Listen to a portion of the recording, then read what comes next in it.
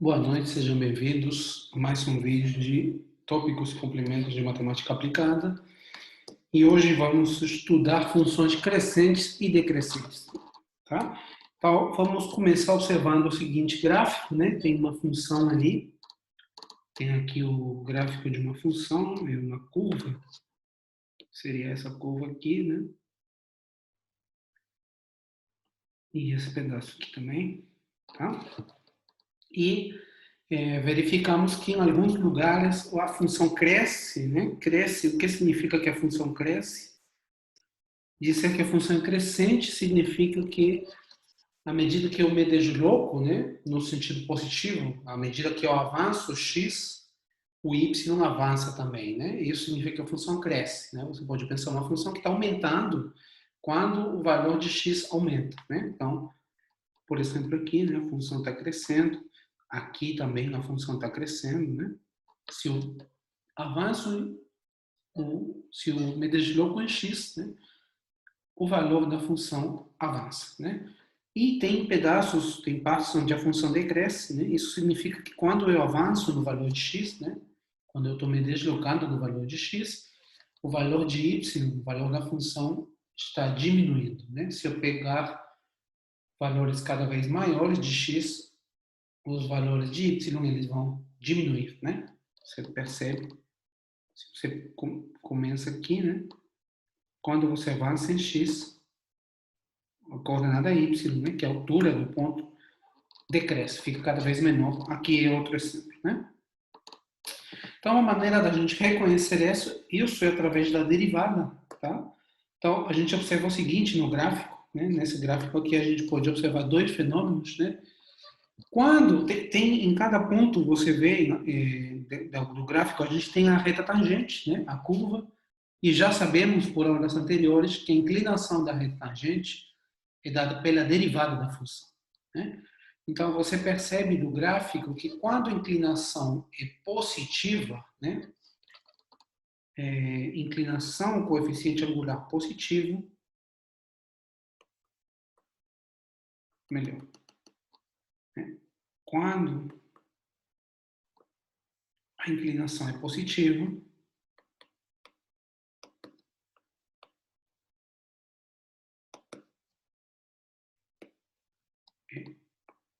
positiva,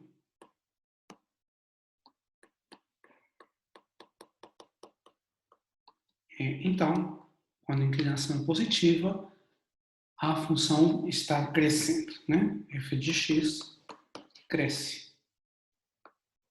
Você vê que nesses intervalos, né?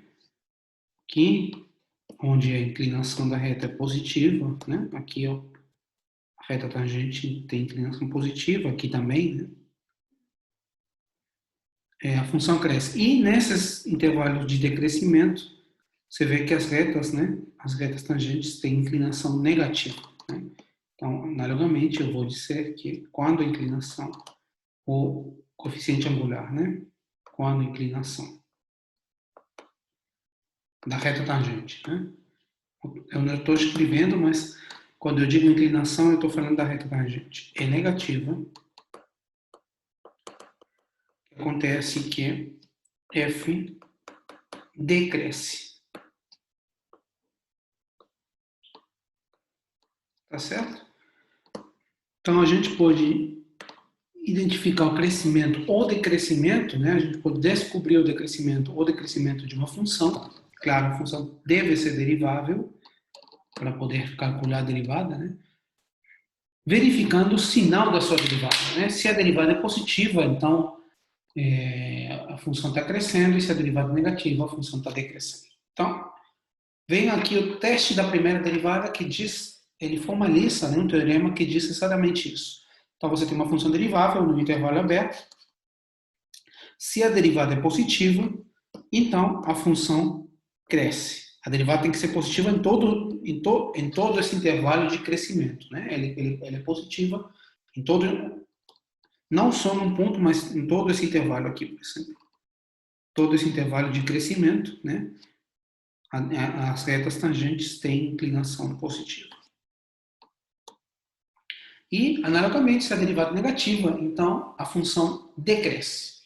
Tá certo? Então, esse é o teste da primeira derivada. Tá? Então, na prática, o que isso significa? Né? Significa que eu preciso determinar os intervalos onde a função onde a derivada é positiva ou é negativa. Né? Eu quero que ele seja ou sempre positiva nesse intervalo, ou sempre negativa nesse intervalo. Né?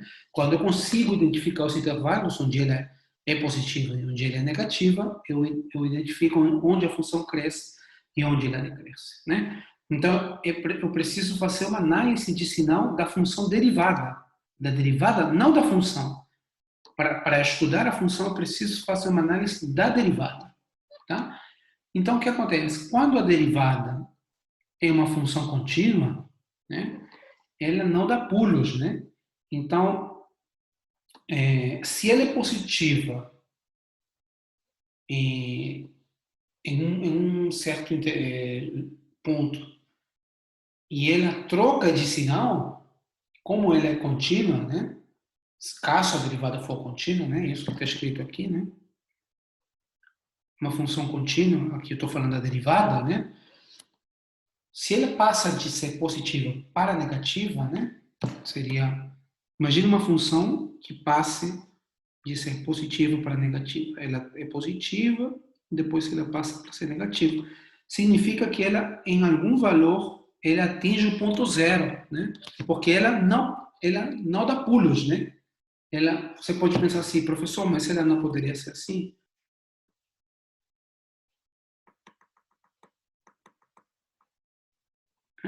Ela é positiva, né, nesse intervalo, né? Daqui para a esquerda e aqui para a direita ele é negativo. Mas quando a função é contínua, ela não dá esses pulos, né? Então, se ela for trocar de sinal, é porque ela atinge o valor zero, tá? Então, os pontos que vão sinalizar aquela troca de sinal são os pontos que anulam a derivada. Lembra que eu estou fazendo análise de sinal da função derivada, né? Então, para determinar onde a função pode mudar de sinal, eu preciso encontrar primeiro os pontos que anulam a derivada. Né? Esses são os candidatos de quebra, vamos dizer assim. Né? A função aqui veio positiva, aqui virou zero e depois passou para ser negativa. Né? Então, eu vou primeiro tentar encontrar os pontos onde essa derivada se anula. Esse vai ser o primeiro passo. E depois, uma vez que eu encontro esses pontos, eu posiciono os pontos na reta, né? Aí ele vai dividir a reta em intervalos e eu vou determinar o sinal da derivada em cada intervalo. Quando ela for positiva, lembra que entre esses intervalos, né, em cada intervalo, ela não muda de sinal, ela só muda de sinal quando atinge aquele ponto onde ele é zero, né? Mas no interior dos intervalos ela não muda de sinal. Então, uma vez que eu tenho os intervalos, eu só preciso determinar qual é o sinal da derivada em cada intervalo. Tá? Então, eu faço um exemplo aqui, tem uma função, então eu vou encontrar a derivada. Derivada aqui bem simples, né? 3x ao quadrado menos 3, ou 3x ao quadrado menos 1. Né? Como eu quero saber onde ele é zero, né? Eu tenho que ver onde esse polinômio é zero, já essa resposta, você também, é mais e menos 1, né? Para x igual a mais ou menos 1, mas você pode ter um polinômio mais complicado e precisaria aplicar a fórmula de Bhaskara. Aqui no caso é x menos 1, x mais 1. Tá certo? Então, eu identifiquei dois pontos, né? Então, eu identifiquei dois pontos. Então, eu vou posicionar os pontos na reta. Um deles é o menos 1, x igual a menos 1, e o outro é x igual a mais 1. Certo? Então, tem três intervalos aqui. 1, 2, 3. Né? Então, temos três intervalos. E 1 seria o intervalo menos infinito menos 1. Sempre intervalo aberto, né? Porque eu não vou considerar os pontos onde a derivada se anula. Né? Eu quero saber onde é positiva ou negativa. E 2 seria o intervalo menos 1, 1. E 3 seria o intervalo 1 mais infinito. Tá? Então, agora, esse seria o primeiro passo. Tá? Então, primeiro passo. Segundo passo seria a gente ver qual é o sinal em cada intervalo, né? Sinal de f' de x. Lembra que o sinal da derivada que eu quero saber, né? Em cada intervalo. Tá? Cada intervalo. Então, como eu sei que a função, a derivada, ela não muda de sinal em cada intervalo, né?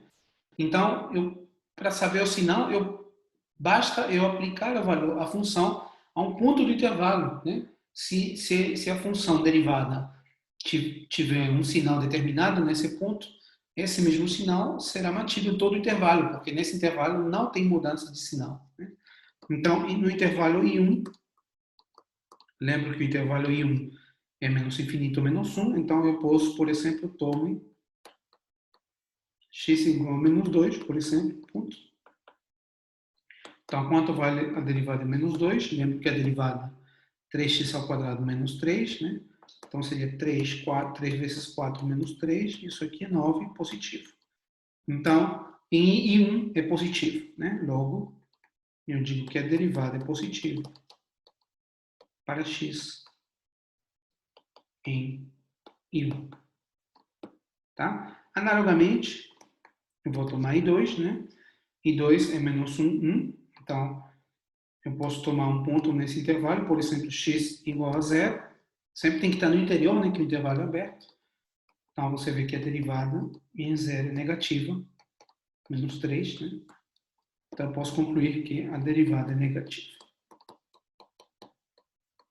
em 2. E, analogamente, em 3, você toma um ponto 2, por exemplo, e você vê também que f' de x é positivo em I3. Então, a função, ela decresce em I1, desculpa, ela cresce em I1 porque a derivada é positiva, ela decresce em I2 porque a derivada é negativa, e ela volta a crescer em I3 porque a derivada volta a ser positiva. Tá? Então, para você fazer um esboço do gráfico, a única coisa que você vai fazer é calcular, né, um terceiro ponto, terceiro item, seria calcular, né, quanto vale a função nesses pontos de quebra, né? Então, por exemplo, o primeiro ponto de quebra é a função agora, tá? F de menos 1. Menos 1 é o primeiro ponto de quebra, né?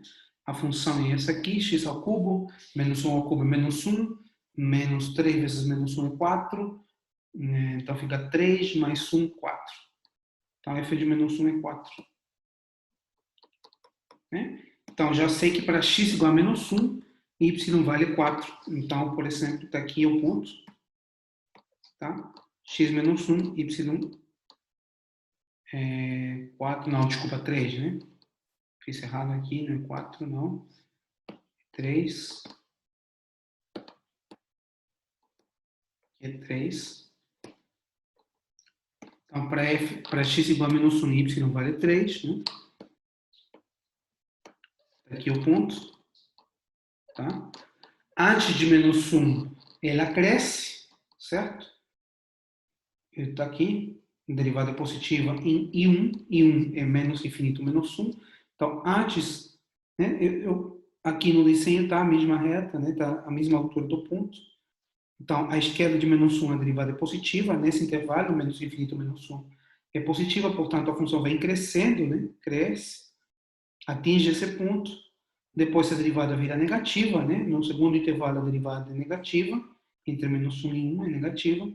Então, ela decresce. Aí eu sei que quando x é 1, a função vale menos 1. Essa conta aqui eu não vou fazer para ganhar tempo, mas você pode fazer. Quando x é 1, a função é menos 1. Né? Então, ela decresce nesse segundo intervalo a partir daqui